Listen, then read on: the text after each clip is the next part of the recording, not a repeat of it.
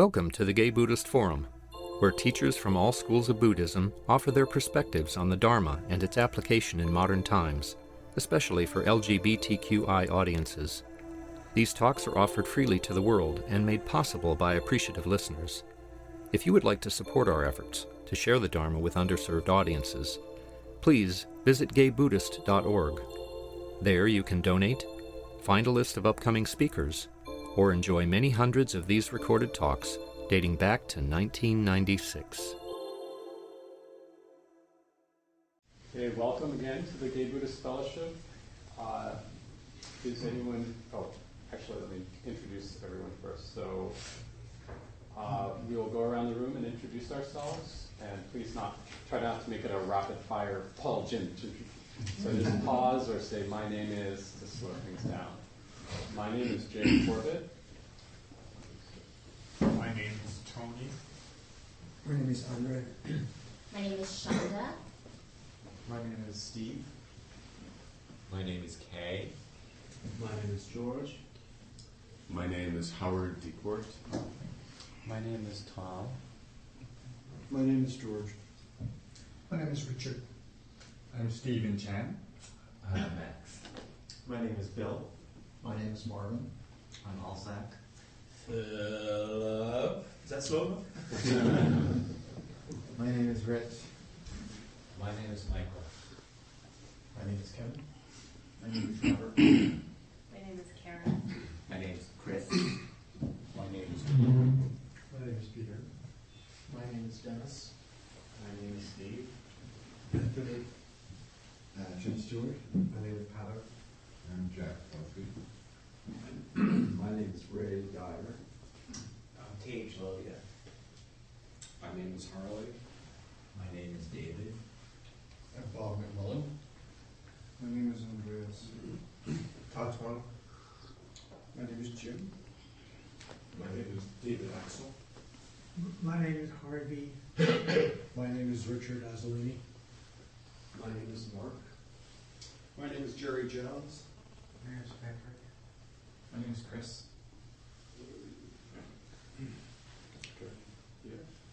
My name is John Wessel. My name is Jim Pearson. I'm Michael Langdon. Did we do the backgrounds? Yeah. Anyone else? Anyone here for the first or second time? So please welcome our newcomers to the social hour afterwards. We will now hear from our speaker, whose name I will mangle, Jurgen Mollers. He's been practicing meditation for 15 years, insight meditation. Native of Germany, he came to California in 1992 for postdoctoral work in philosophy. He's a graduate of the Spirit Rock Dedicated Practitioners program, and he's founded a company in 2003 to help people preserve their life stories. He will give us a talk on memory and mindfulness. Please welcome Jurgen. Hey everybody, good being with you here. Thanks, Jay, for giving it a try at least. You know, when I order a coffee, I'll put my name in a restaurant list or something like that. I never give my real name. Usually the first person writes it down as like Jurgen or something like that, and the next person reads it, who gets it, reads it as Jack or something, and then you're lost in it. And it's also good, I always come up with something new. There's always a good meter for me to see how I feel that day. When I feel really gothic, I say something like Roderick.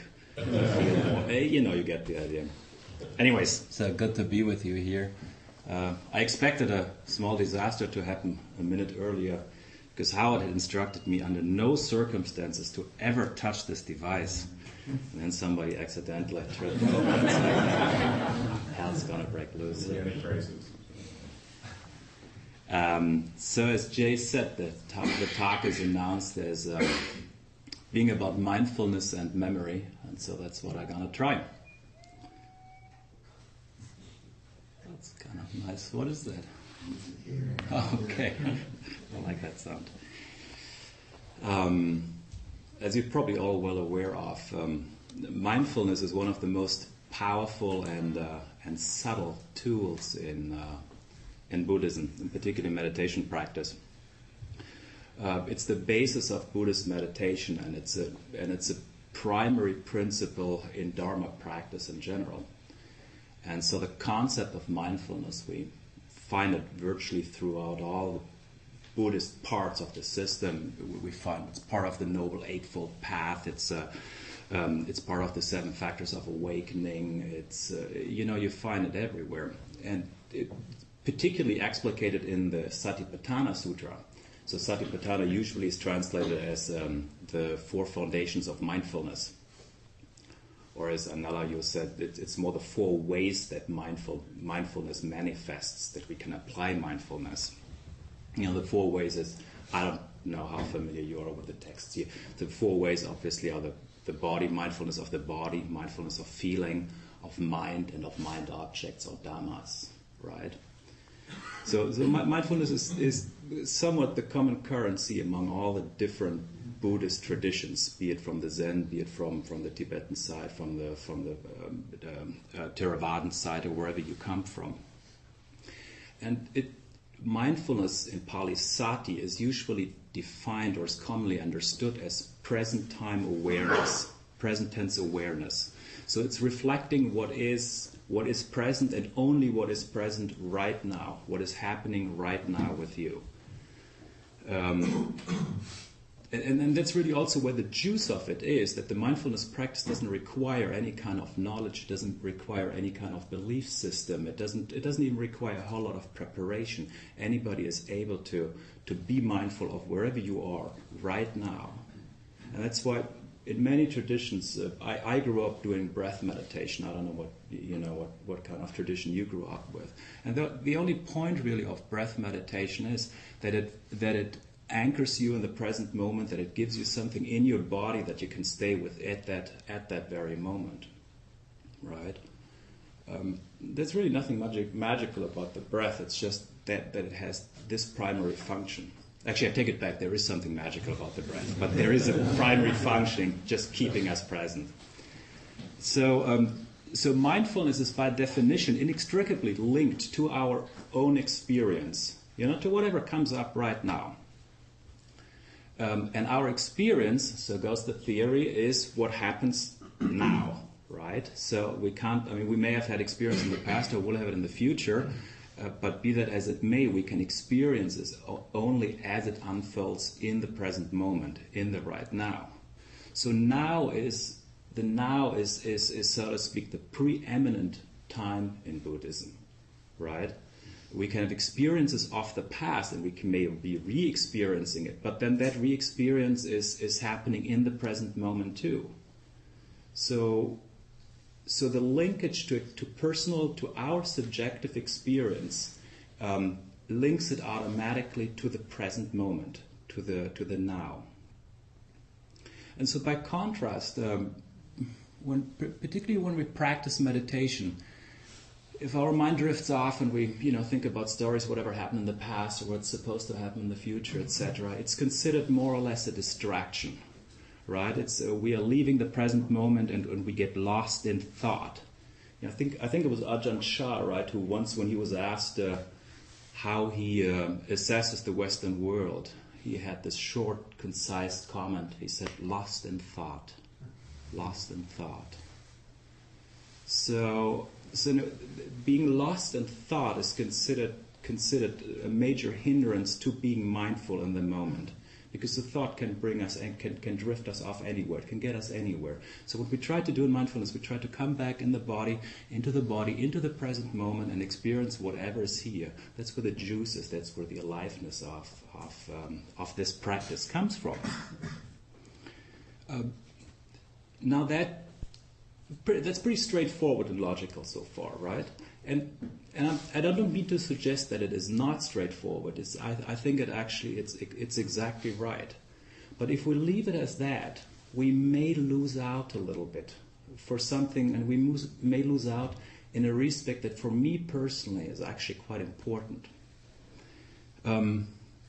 Jay mentioned in the short intro, in my other life, so to speak, in my professional life, I have a lot to do with people's memories and remembrances. So what I do is I talk to folks, I interview them for, 5, 10, 20 hours, and they talk to me about their lives. What are the factors that shape the course of their life? What are memories that are important to them? They pay tribute to people who were once in their life important, that kind of thing. And what I experience when I work with people that way is I don't see people lost in thought, distracted by memories. That's not my experience. It's actually quite the opposite. What I see is people whose heart is awakened, who are fully alive. They're full of joy and compassion, and particularly when they pay tribute to those who were important to them in their past. Often if we happen to be lucky enough to have a good home, when they think about their parents, etc. People wake up. They are so free and they are so full of life when they talk about that. That's not lost in thought. That's not distracted. It has a very, very different quality. In fact, it always feels to me, rather than being caged into that particular individual memory, it feels to me that they are freed into something much bigger than they are. There's also tremendous cathartic power to reminiscence, to remember. At least there can be a cathartic power to that. Not to mention, many theories hold that our capacity to remember and to anticipate is what makes us human to some extent, what distinguishes us from the natural realm. So, if we say that the now, that being in the present moment is our primary focus in mindfulness practice, I would suggest to not modify that, but maybe to expand that a little bit. And I think I don't even need to leave the Buddhist framework for that. If we look at the Buddha's life, we see that remembrances and recollections actually occur at very, very crucial junctures in his life. I'm talking in particular about two instances. The one is is the discovery of the middle path. The Buddha as a young prince, he left his home where he had great sex and great food and great everything, a life of complete hedonism and indulgence. He leaves it after he sees the heavenly messengers, becomes a wandering ascetic for 6 years. And after 6 years, he essentially pauses, he halts and reflects back on the progress that he has made in these past 6 years. And he realizes he hasn't. It has not brought him the freedom, the liberation he was seeking. And as he's reflecting as to what has worked and what hasn't, all of a sudden a memory pops up in him. It's a memory about the Buddha being a boy and sitting in his father's garden on a rose apple tree, being in complete ease, complete comfort and ease, and falling into spontaneous meditation. And it's that memory that provides him with the insight into what would later be termed as the middle path, right? The middle path between indulgence and asceticism. And the other story, the other juncture where memory plays a crucial role is, of course, at the night of the Buddha's awakening itself. That night is, divided into 4 watches. I think a watch is like 3 hours or something, right? Is it 3 hours? And the first watch, so the first part of the Buddha's awakening, you know what happened? What happened is he remembered all his previous lives. First the immediate previous life, then the 5 or 10 lives before the present one, and then all his previous lives way, way back. And so he gained perfect clarity and insight into previous lives. And even if you happen to not believe into previous lives and karmic reoccurrences, etc., it's very easy to translate that into perfect insight of our personal lives, of our personal narrative. In a way, every day we wake up, we start a little. In some sense, we start a new life, right? So he gained perfect knowledge of his personal narrative. So again, memory has a is placed here at a very crucial juncture in his personal story. So, and if we look at the concept of sati itself, sati is mindfulness, right? That's usually how it's translated. If we look at the concept of sati itself, sati is usually translated as to remember. It's usually translated as mindfulness, but it has actually a second connotation, and the connotation is to remember. It's related to the verb sarati, to remember, and we see that in different forms. Actually, you know what, guys? I interrupt myself because I want to insert at least one little story. I talk when I interview folks, right? There's sometimes it's so lovely and so sweet when they go into their memories, and sometimes it's actually hysterical. I told friends of me here. I was just last week. I was in Florida interviewing a lady, 80 years old, grew up in real dirt poverty in central Florida, on a little farm outside a village, about 7 miles away from the next little village, which was about an hour away from the next little town. No electricity, no running water. You know, they did their clothing made from feed sacks. That level of poverty, right? And she had very sweet memories. Actually, a very, very happy person. There was one story that was hysterical. That's what I wanted to share. So her dad had an accident when he was about 30, 31, right? He had a mule. The mule would usually, pull the plow and whatnot. And he was on a wagon. The mule freaked out because of a snake or something. And the wagon flipped over and smashed his foot and his lower leg. And so the leg got amputated, from underneath the knee, and he got a peg leg.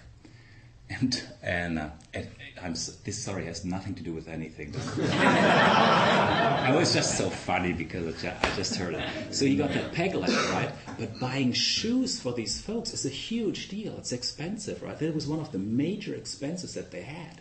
So. And of course you can't buy individual shoes. And he was bummed out that he always had to buy a pair of shoes when he really needed only one. So he actually found somebody in the neighboring county that also had a peg leg, but on the other side. And the two would swap shoes. It's hysterical. And these stories, they're sometimes so touching, they're so sweet, they're so down to earth. Anyways, I just needed to insert that here. So the noun sati, mindfulness, is related to a verb, sarati, to remember. And there are several ways that remembrance or recollection actually enters the mindfulness process. One of the more obvious way is, to remember the teachings. Like Ananda, the Buddha's follower, is credited with this amazing memory of recollecting all of the Buddha's teachings, pretty much down to the word. That's a pretty obvious sense. In a different sense, in Buddhism there are several lists called the recollections, essentially recollecting qualities of the Buddha. And if we keep those in mind, they are considered to have awakening powers.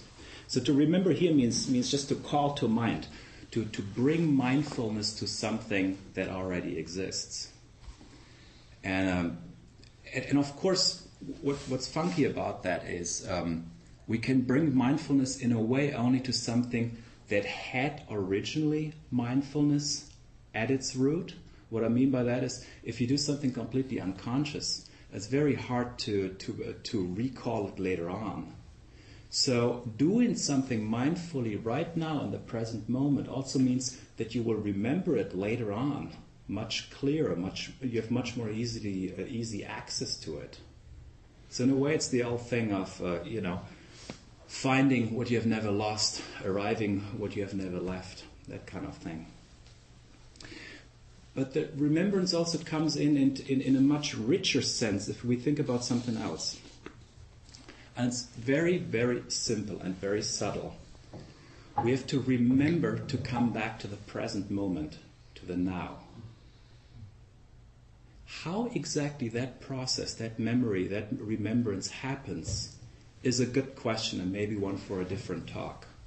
But we do know one thing, that the capacity of waking up from whatever reverie, how do you pronounce that, reverie, we're in right now, the capacity to wake and come back to the present moment is a function of memory too. And one of my teachers actually defined enlightenment as the capacity to remember faster and more often. And that's all there is to it. If we haven't practiced mindfulness so much, we drift off very easily, and then maybe 10 minutes later or 20 minutes later or whatever it is, we remember to come back. The more you practice, the more automatic this coming back will happen.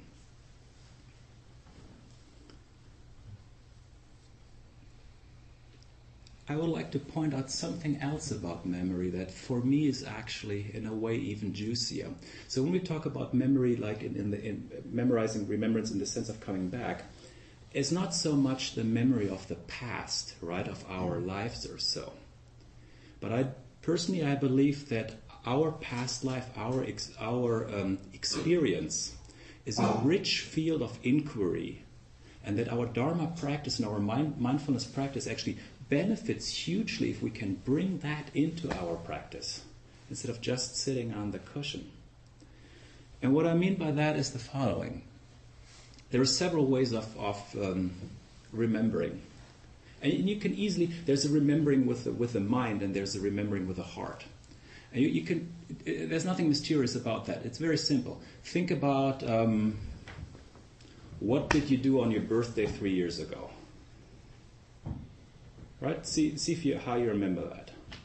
Okay, you think, what was it? Oh, was that? How old was it? Who was there? You think about it, right? And now, by contrast, bring up the image of somebody who was close to you in your past, or even right now. Just bring up that image of that person, and sense into the energy of that. Sense, maybe send that person your loving kindness, or It's a completely different kind of remembering. It's a little closer to what I call remembering with the heart. You know what I mean? It's not so much the recollecting of data. It's more sensing in. It's something that is... It's an inquiry with a soft focus, so to speak. It's more a sensing than a narrowing down on a specific event. And this kind of remembrance, this kind of memory, has a tremendously creative potential. What I mean by creative potential is it brings a lot of chords to swing in us. I don't know if that is an English idiom. You know what I mean? It's like this. There's our heart, there's our emotions, there's our mind. Everything is involved. Everything comes to life in that. There's a good creative potential. It's not an accident that in Greek mythology, the muses, who are considered the source of creative inspiration, the muses are the daughters of the goddess of memory, Memnosyna. I don't know how you pronounce that in English, Memnosyna. So my suggestion is that we try to use this kind of creative capacity for inquiry. And so part of how that works is, obviously, we do not want to get lost in thought, as we said in the beginning. Part of how it works is that we develop a capacity to remember with our heart and to stay mindful while it happens. It's quite interesting to see when you have this kind of remembrance going, this kind of reminiscing going on. What is your body doing? Staying mindfully in your body and sensing that energy is part of that kind of inquiry. Probably most important about this whole subject for me is when you do remember with your heart, you're tapping into something that is at once tremendously personal and goes way beyond the personal. What I mean by that is you tap into an energy that is yours, but you're only tapping into it. particularly when when you have feelings of gratitude or of joy. Hopefully not too many negative feelings. When you tap into that joy. You know what I'm saying with that? I don't know if I can make it so much clearer. The act of remembering sets something in motion that is not limited to the content of the particular memory. And to tap into that which it sets in motion, to stay with that and feel that in the present moment, I think is a tremendously rich experience. So yeah, it is a memory, but we can be mindful of the memory and use what is channeled through that memory. I remember I had a client, again, it doesn't fit really in here, but you get the idea. I had a client a couple of years ago, nice guy. He knew he was dying. I got a call on a Monday morning. I was asked in. The guy asked me, "Can you do the life story of my dad?" I said, "Sure." Went immediately to the hospital. The first thing, Francesco Frank was his name. The first thing he said was, he shooed out. He was in an intensive care unit. He shooed out all the people there. He took my hand. He didn't even ask for my name. You know, when you're at that point in your life, people cut right through all the BS. That doesn't matter anymore. It was amazing. So I sit down next to his bed. The guy has never seen me before, takes my hand and says, "You know, let me tell you, life is suffering, and I had a good life. Let me tell you about it." And then he started. And he told about his life, a very interesting story. He's a sweet guy. He told his life with an intensity that even I'm kind of used to that, but even I was surprised by it. And then on Tuesday, the following day, they transferred him home, essentially to let him die there, pancreatic cancer. They let him die there. On Tuesday, I saw him again, and in the midst of whatever we were talking about, he all of a sudden stopped and he looked at me and said, "Oh, did you know that my son's wife, that she's pregnant?" I said, "Oh no, I didn't know that." He said, "Congratulations, so you're going to be grandfather. That's wonderful." And he looked at me and said, "I'm never going to see that grandchild, won't I?" You know what do you say, right? Didn't say anything. And then he said, "But if you do what you say you do, then of course that child will know that I was thinking about him or her." So often when is that somebody who is lost in thought? Is that somebody? No. He's very mindful, and his intention behind this whole thing was to form a connection with the future. He wanted that unborn being to know that somebody from his or her past was thinking about it. So it's a very, very rich energy we can tap into. When we do that. There's a very transformative power to that too. It's a bit like when we do metta practice. I'm sure you're all familiar with metta practice, right? When we do metta practice, we may do that for one person, or we may do it for a group of people. But in doing so, our whole perspective, everything around us, changes and transforms. It's a poem here that I found that I actually really like. It's by a guy called Juan Ramon Jimenez. It's a bit of a love poem, but you'll see why I'm bringing it here.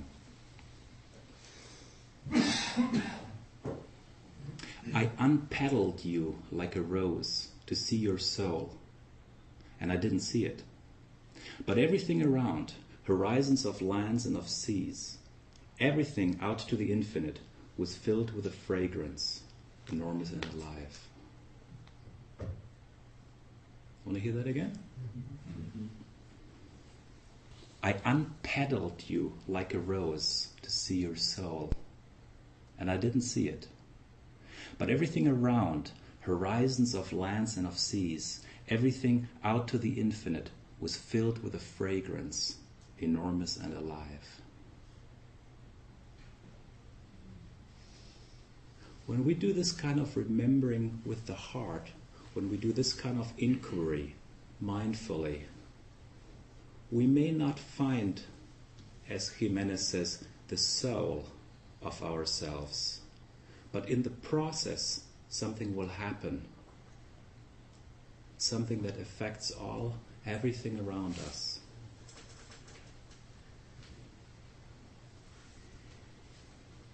I think I'll leave it at that here. Thank you. We have plenty of time for questions. Please. How would you characterize then that time right as you're falling asleep or as you're coming out of sleep, when you're very you're in a thought process, when your mind goes to a place that you may avoid during the rest of the day. While you're dreaming, you're not as concrete, perhaps, in terms of relating to your actual life. So what again? How would I characterize that time? How do you characterize that? Is that mindfulness, or is it the opposite of mindfulness, or have you even thought about that? It's an interesting question. I'm not so sure. It may be a rich field when you can bring mindfulness to it. I'm not sure so sure it's per se mindful. Well, I know for myself, I find it difficult in that process to exercise any control, because I'm not either falling asleep or coming out of sleep. You're sort of out of control, and so it's difficult to grab a hold of it and make it informative. Yeah. You know what? I only can brainstorm with you, so to speak. I don't have a good cookie cutter answer.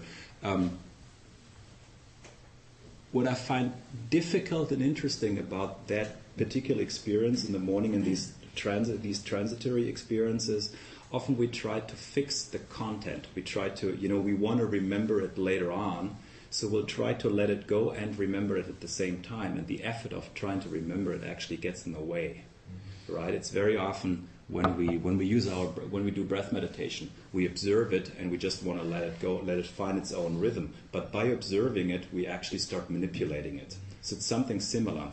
I think if you're able to be mindful of what is going on without reining it in, that's the trick in doing that. But I'm also not sure that I'm always capable of doing that. Yeah. Please. Occasionally I have this experience where I'm focusing on my breath. And when I'm focusing on my breath, things arise and fall away. And it isn't as if I am reaching out to them, but they kind of arise with their own power. And when I stay in touch with the breath, it's as if there's a sweetness to that process, which is an expansion of the experience. It doesn't alter the actual process itself in terms of the arising and falling away. It's just that there's it's almost like a texture, another texture to the experience. And I am then left with a more expanded field of awareness. Sounds great. Up for me when we talk about that. Yeah, sounds great. Good for you. Well, it's actually not good for me because it isn't anything I can do. But the piece of it is that the practicing of meditating allows for that possibility. But it isn't something I can consciously direct. Yeah, and most certainly, and it's good also that if you don't expect it, because as soon as you start expecting something cool to happen, I mean, as you probably have all experienced, it's not going to happen. So sometimes it's not so cool. Sometimes what it brings up has elements of pain or challenge or difficulty or sadness or sorrow or grief. I mean, it's all of a piece. It's not like one is more prevalent. Yeah. Please. As a man who's getting older, I do know and have met with seniors at IMS and also at Spirit Rock, and I think that the impression I get is that people prefer to think we don't exist. That is, if memory is enlightenment, then we're just going to lose our enlightenment. If memory is so closely related to good thought patterns and things like that, we're going to lose them. Most of us will lose them to some extent, some to the extreme. That's one reason seniors have stopped going to IMS and to Spirit Rock to a certain extent, because I think it would make people nervous. because people don't want this to happen to them, but it will. It's almost certain, despite all the work that's being done to reverse memory loss and everything like that, that you're going to lose it. So my opinion would be that take advantage of this as a strong teaching for impermanence. Your memory is impermanence. Your enlightenment is impermanent. You're just going to lose everything. You may lose it in the least kind of way, where you just, it's easy to say there's nobody there, but on the other hand, there's something there. So in a certain sense, you become a something, rather than a human being or an enlightened human being or something like that. Personally, I think... Of course, lots of us are getting older, and sooner or later, you're going to have workshops for people who have Alzheimer's. How do you run it? Yeah, I think it's not that we may lose it to some degree or other over time. We will lose it all. Everybody does. One thing, I don't know if people are afraid of that or not. I don't know what people think, but I think it's also good to be at least consider the possibility that we're projecting. They may actually not be afraid at all. It may just all be going on in your mind. I'm not saying it is. All I'm saying it's a possibility, right? Maybe you just think that this is what folks think. It may not be so. I think the large amount of research does suggest that people are afraid of getting old. Right. So then you would need to see in your own practice, what does that mean to you? Sure. What you'd anticipate other people is going on right now, and how does it affect you, and stay mindful with that. I hang on to it's my sense of humor. Yeah. As long as I can make you laugh, I'm used to it. That'll be the last. That's always a good That's one. very depressing. Yeah.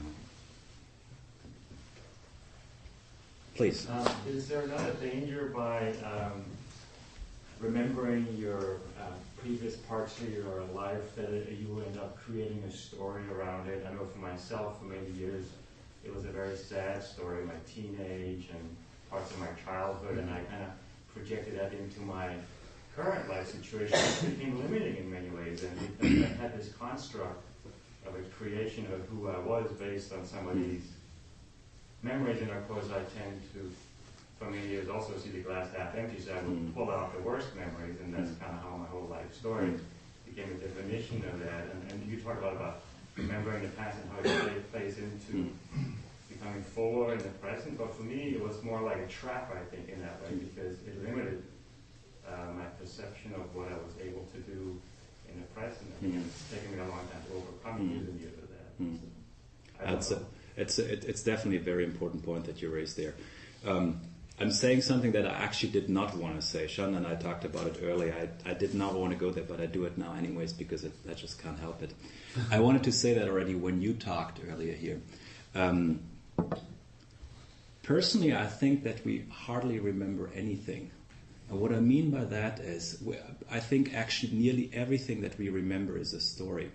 So what I mean by that is, and it may just be me, and I'm definitely leaving any Buddhist framework here, so I don't think that I remember, for example, feelings. I remember, oh, that felt really bad then, or I didn't like that person, or I really liked that person, or something like that. But what I remember is more a label. Sometimes, say for example, when something really embarrassing happened, and I think back of that incident, it still triggers that same emotion. But then I have that emotion, that feeling in that moment. It's not the old one that I remember. I have a really hard time remembering an old feeling. I remember only the label that I had from that feeling. That's what I remember. Oh, that really sucked. That was really bad. Oh, that was great. But the actual emotion is not there. So I think to a large extent, what we remember is indeed a story that we agreed upon at some point. And sometimes that's a great story, and sometimes that's a story that we are caged in, that we're boxed in for the rest of our life. What I think is so great about inquiry, and it's a main motivation for why I suggested that here, if we do this kind of inquiry, we can actually to some extent see whether that story is true or not. because you can tap back into that energy.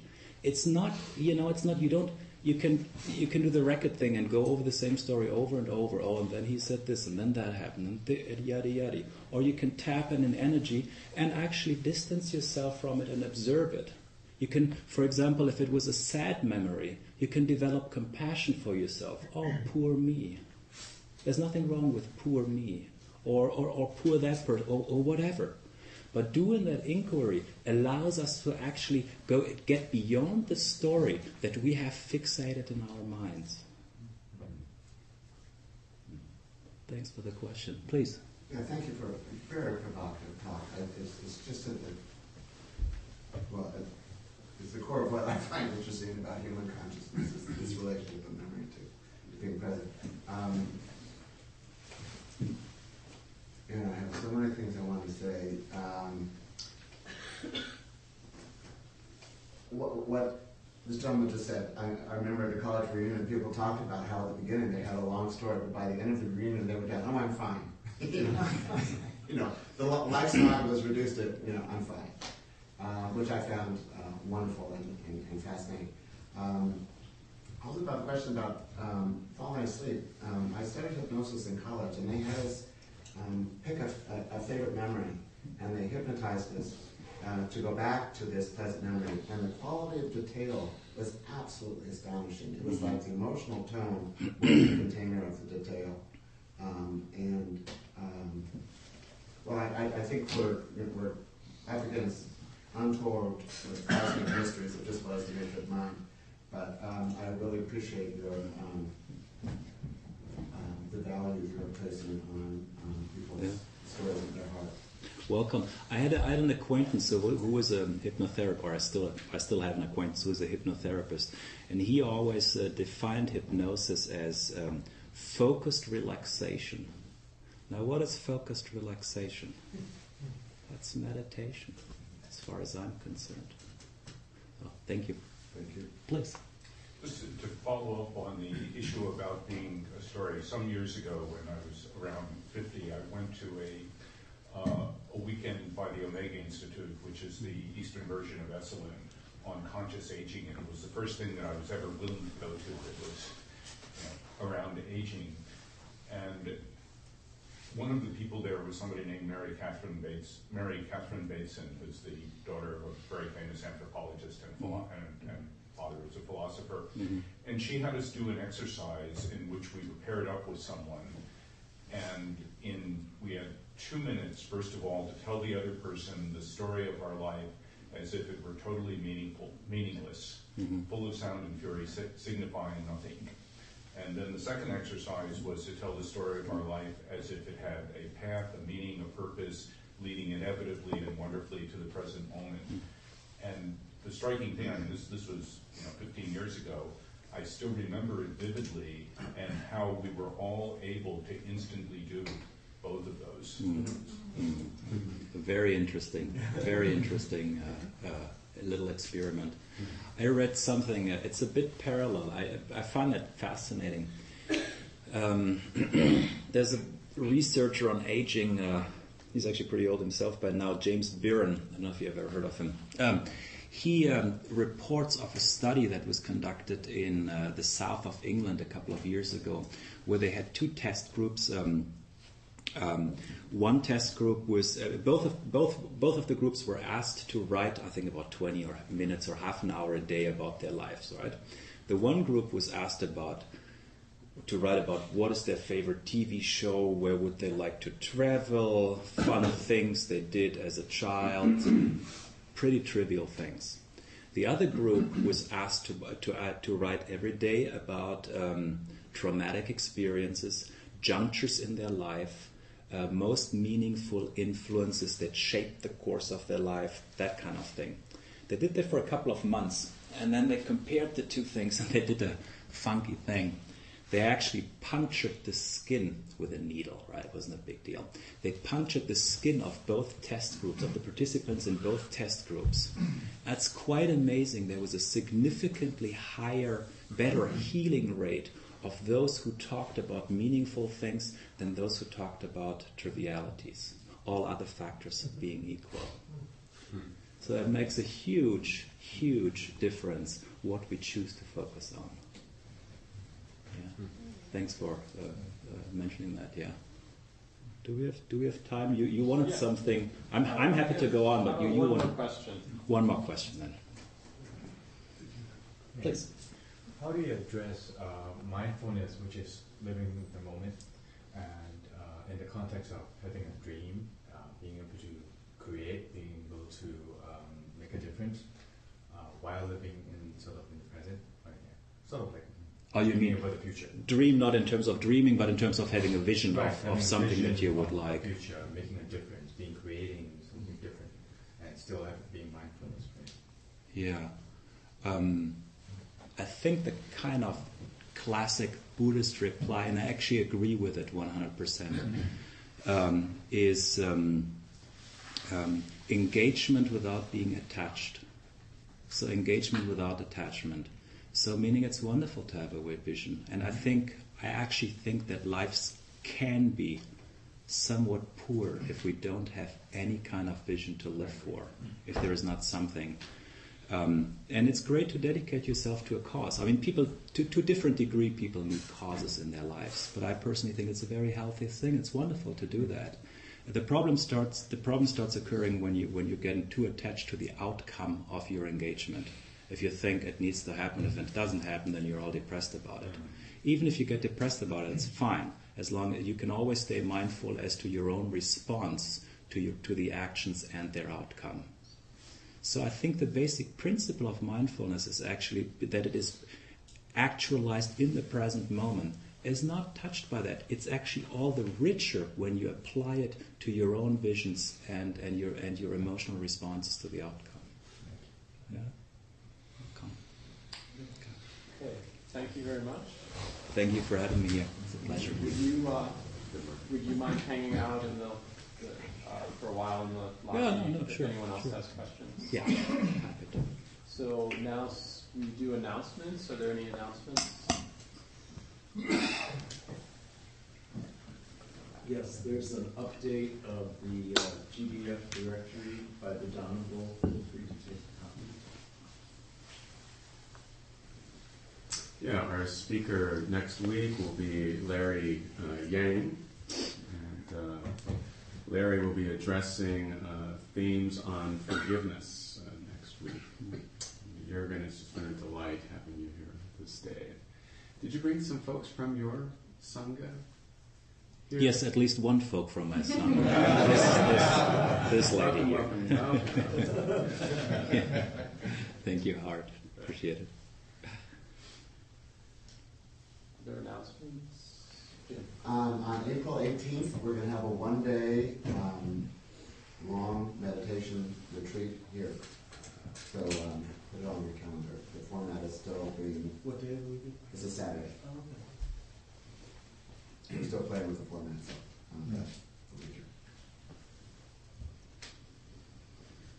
Any other announcements?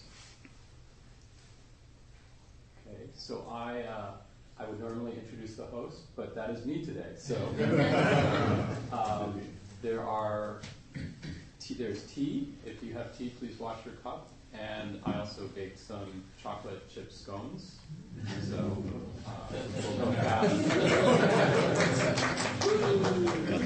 I will be bringing around the Donegal to support the Sangha. We ask for a donation of $5 to $8, depending on what you can afford. And there is a sign-up sheet for the newsletter if you'd like to receive our newsletter either via email or in regular mail. And there's also a group, if you hang out till 12:30, that goes to lunch somewhere in the neighborhood afterwards. So that right around the time that I'm chasing everyone out with a pitchfork trying to shut down people will go to lunch. I think that's all. So let us gather in a circle for the final meditation.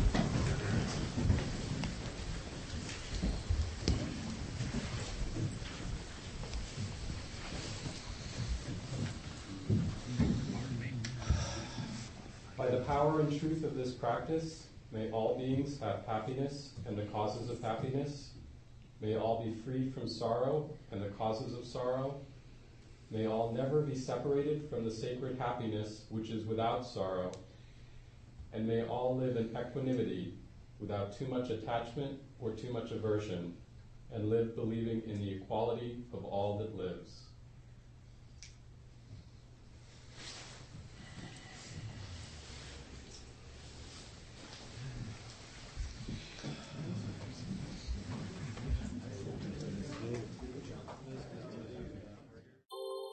Thank you for listening to the Gay Buddhist Forum. If you would like to hear several new talks per month and be notified of upcoming speakers so you can participate live, please subscribe to this podcast, like us on Facebook, and join our mailing list by visiting gaybuddhist.org.